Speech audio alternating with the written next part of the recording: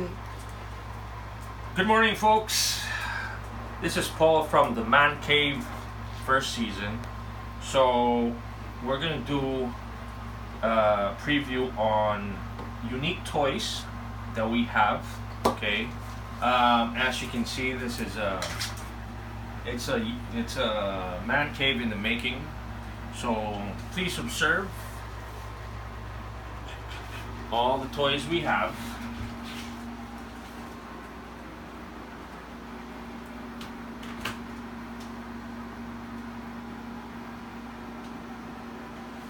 Yes, so we pretty much have, you know, all the toys from Tamiya's to Gun Plus to Funko Pops to Star Wars to Transformers to G.I. Joes to 1/6 scale Warriors and so much more, right? So, going to that, for this week's edition, we're going to feature a very unique toy that my lovely wife brought me back from Japan. Okay, and it's called the Kyosho Mini Z. So, as I'll show you, this is the huge box that comes in it. So, I'm going to spare you guys the burden of having to unbox things. So, I'm just going to show you piece by piece how and what this toy comes with. Okay, so basically you have your manual, your parts inventory. You have some cones to practice, okay, pretty cool. You have optional gear ratios and some other tools that come with it, yeah. So as you can see, some extra gears right here.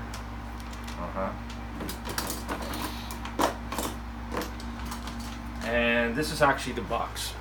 Okay, now the Mini Z comes with two versions.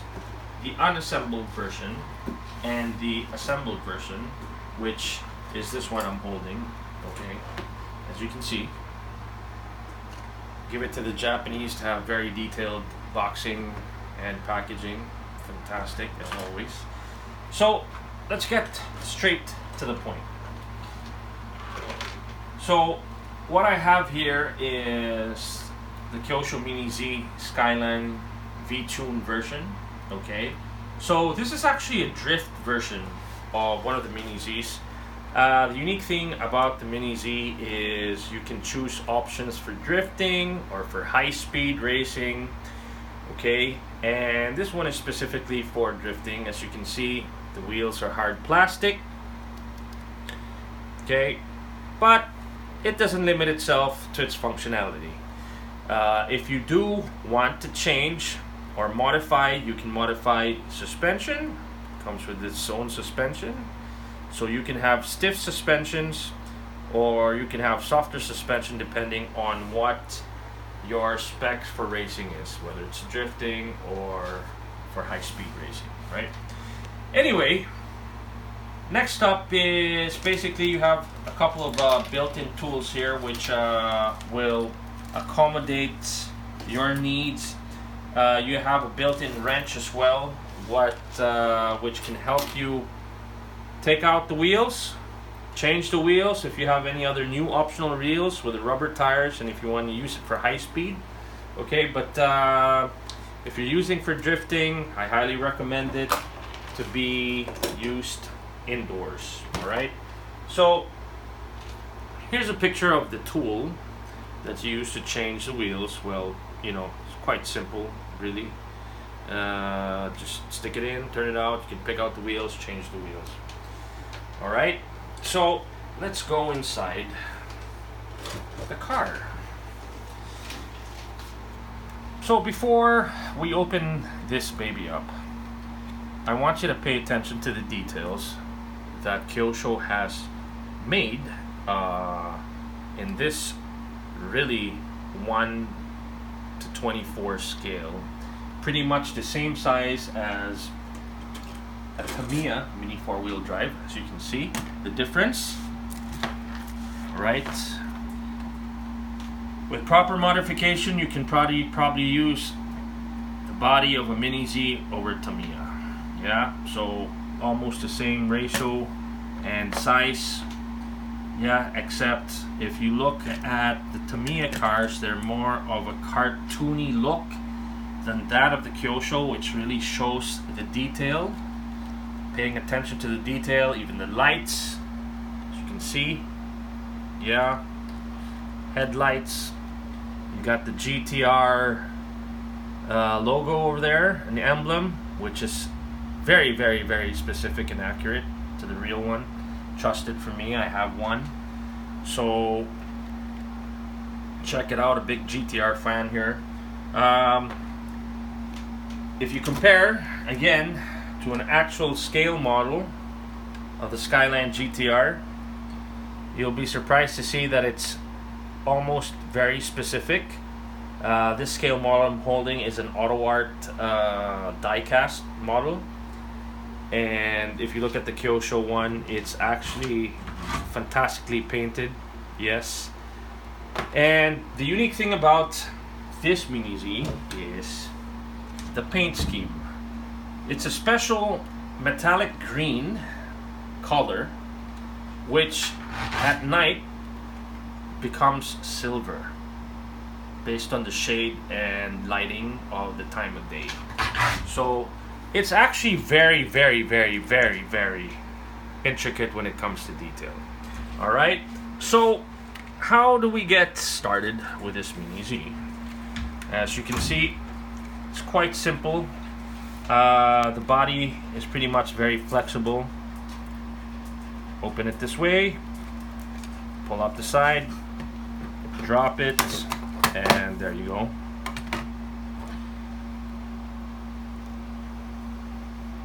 Quite simple. It pretty much has the same motor specifications as a Tamiya. I'll give you an example of the comparison between a Tamiya Mini 4-wheel drive motor and that of the Kyosho Mini Z. As you can see, pretty much same in size. If you're a technical person, you can pretty much use the hyper dash motors or the plasma dash motors on the Mini Z if you want to use it for faster and high speed races. Yeah, so pretty much very simple. Once you open the car, basically it comes with a lock, 4 AA batteries in the battery compartment of the car. Yeah, I would recommend that you guys use rechargeable batteries for the car. Preferably, well, I like to use Panasonic Eneloops, so they really bring the most out of the power of the motor. It's highly recommended. So quite simple, 4 in, clip it back. All right, now the only thing is you're gonna have to pair basically the car and the controller. So by pairing the car and the controller, you have this pairing tool over here, which allows you to pretty much press this button over here while putting on the controller and putting on the car. So you have the switch button right here on top of the motor. Yep. So once you stick it in and you see the light stop blinking, then that means it's paired to the controller. Now if it keeps blinking still, just repeat the same step. Put off the controller, put off the car, put the pairing tool on, and then put the car on. Actually, put the controller first and then put the car on, and voila, there you go. Now let's test it. As you can see, car runs, steering, it's 4-wheel drive capable.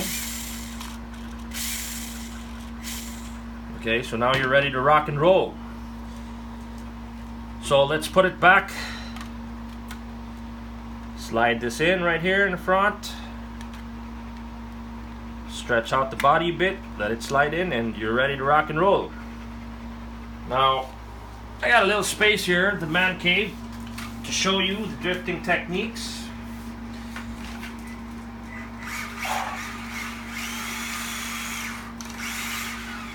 For a car its size, it quite kicks ass.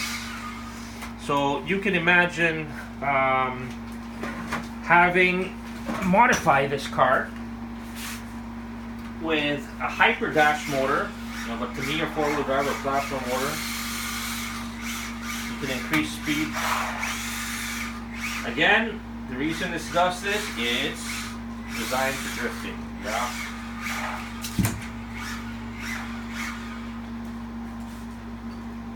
So, amazing piece of tool, and I would say this is one of the toys you guys have to have, especially for the big boys.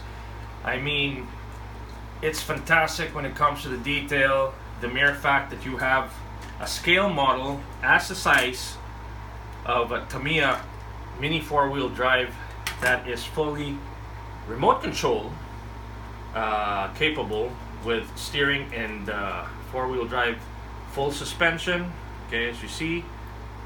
Alright, and it's pretty much shrinking down a Tamiya scale of 1/10 remote control, which I can pretty much show you guys.